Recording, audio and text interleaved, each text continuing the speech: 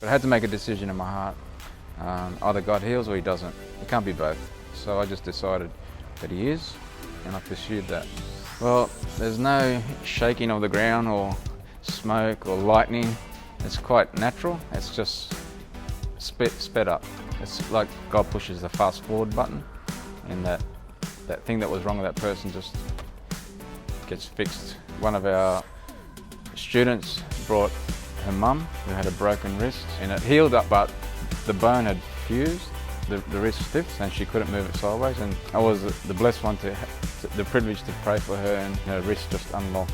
We've got video footage of that as well. Her wrist unlocked, and from that, her other sister did Faithworx with her husband, and her husband did Faithworx, and they've had many miracles. She ended up getting cancer, and God healed her, the mother.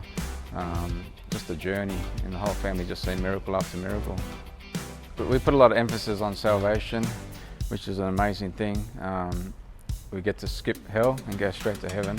But on the cross, He took upon Himself sickness and disease, and He took upon Himself poverty. He was rich and became poor, so we can become rich. And in sickness, He wasn't sick, we were.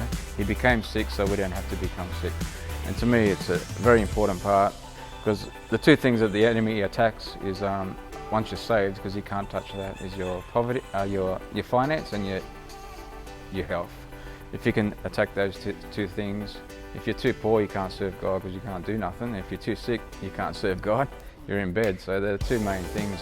I think that every person should do it in our church, because we have workshops. We train people how to lay hands on the sick, how to pray. Because there's certain prayers that attract miracles, and certain prayers that don't. And we teach you how to pray and see God do miracles. And I believe every Christian is able to lay hands on the sick and see them recovered.